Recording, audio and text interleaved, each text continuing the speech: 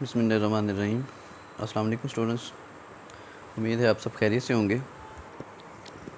जैसा कि आप जानते हैं कि हम प्लांट डिजीज़ के बारे में पढ़ रहे थे, स्पेशली जो फंजाई की वजह से होने वाली डिजीज़ हैं या जो फंगल अटैक की वजह से प्लांट्स में डिजीज़ डेवलप होती हैं, उनके बारे में पढ़ रहे थे, जिसमें हम आज जो है वो red rot of sugar cane के बारे में पढ़ेंगे।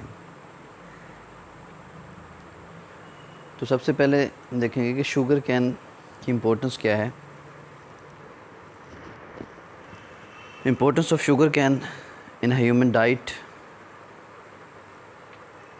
या शुगर जो है वो शुगर कैन से जो हासिल होती है। अगर हम शुगर की इम्पोर्टेंस देखें,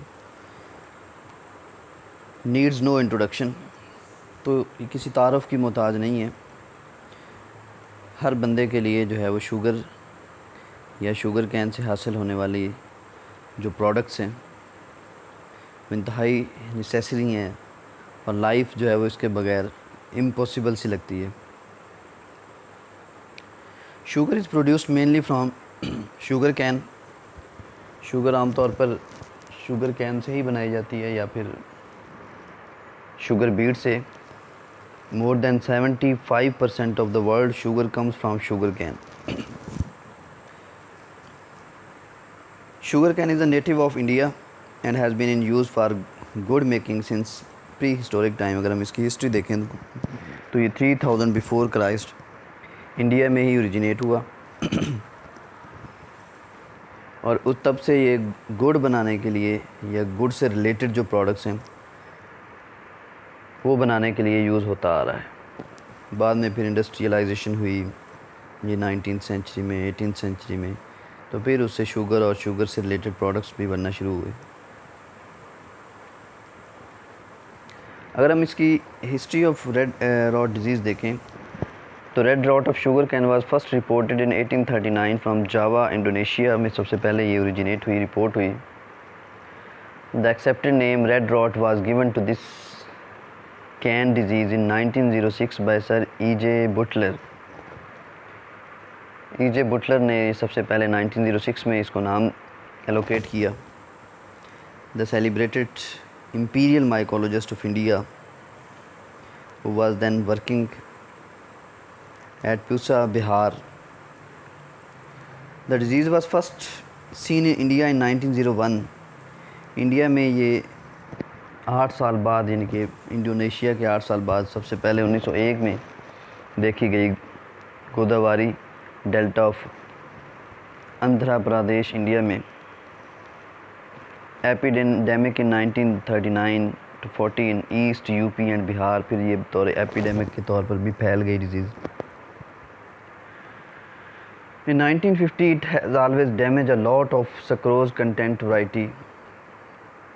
COG 312 ऑफ शुगर कैन की एक वैरायटी है। इसको उसने जो शुगर कैन, जो कि एक लाइन सी, रेड लाइन सी जो है वो कैन के गन्ने के सेंटर में बन जाती है, जिससे उसका स्क्रोज वाला पोर्शन जो है वो डैमेज हो जाता है, उसका टेस्ट चेंज हो जाता है। सिम्टम्स इसकी क्या हैं? मोस्टली जो अपीयर आफ्टर रेनी सीजन,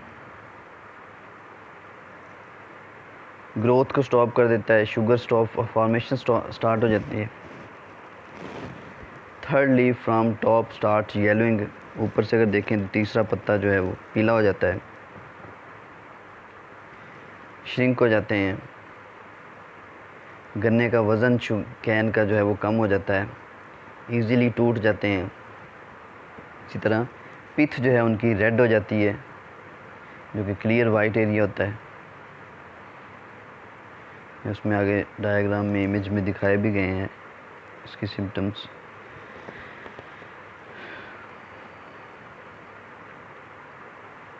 इसका कॉजल ऑर्गेनिज्म कौन सा है, किसकी वजह से ये होती है?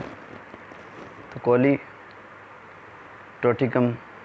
फेल्केटम इसकी वजह बनने वाला ऑर्गेनिज्म है, red rot sugar cane cause करने वाला। परफेक्ट स्टेज इसकी जो है ग्लोमेरुला टेक्युमेंसिस। ये डिज़ीज़ जो है वो 2 स्टेजेस में होती है, एक उसकी इम्परफेक्ट स्टेज है और एक परफेक्ट स्टेज है। अगर तो ए सेक्शुअल स्टेज पे होगी तो ये इम्परफेक्ट स्टेज कहलाएगी, और अगर सेक्शुअल स्टेज पे होगी तो परफेक्ट स्टेज कहलाएगी।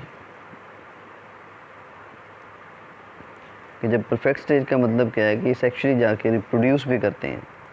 एक सॉइल बॉर्न डिजीज़ है, सॉइल में ये ऑर्गेनिज्म मौजूद होता है। इस तरह इसकी आगे क्लासिफिकेशन भी दिखाई गई है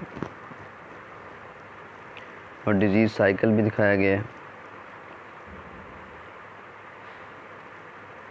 कि इसके एस्कस या एस्कोस्पोर्स जो हैं वो आ रहे हैं, इसके ऊपर अटैक कर रहे हैं। Spores spread by wind and rain के ज़रिए स्प्रेड हो रहे हैं, जाते हैं। व्यू ऑफ स्प्लिट स्टाक दिखाया गया, गन्ने के ऊपर अटैक करते हैं। Pink to reddish discolouration of pith. Fungus over winter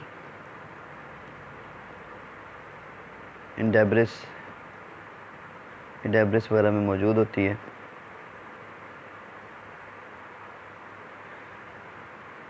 इसी तरह उसके स्टाक पे अटैक करती है, उसको डैमेज कर देती है, और बाद में वहीं से स्पोर जो हैं वो पेरिथीशियस रिलीज़ एस्कोस्पोर्स उसमें से रिलीज़ होते हैं। तो इसको मैनेज या कंट्रोल कैसे किया जा सकता है? एक तो जो सैंपल्स या जो दाब या जो पीसेस गन्ने को सो करने के लिए, ग्रो करने के लिए लगाए जाते हैं, वो डिज़ीज़ फ्री सेट्स होने चाहिए। उनकी कार्बेंडाजीन जिम के साथ जो है वो 2.5 ग्राम पर लीटर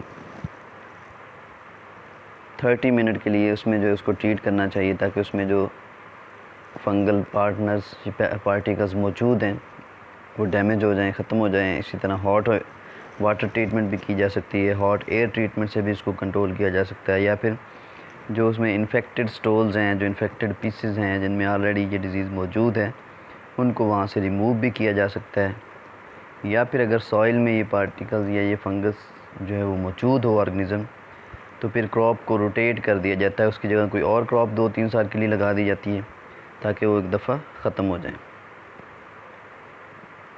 तो ये था हमारा basic topic red rot of sugar cane. इसमें हमने देखा कि red rot of sugar cane की importance, red rot of sugar cane क्या है या रेड रॉट क्या है, शुगर कैन की इम्पोर्टेंस क्या है, इसकी हिस्ट्री क्या है, डिज़ीज़ के सिम्टम्स क्या हैं, और इसको कंट्रोल, इसका जो है वो काज करने वाला ऑर्गेनिज़म, और इसको कंट्रोल कैसे किया जा सकता है। तो नेक्स्ट लेक्चर तक के लिए अल्लाह हाफ़िज़।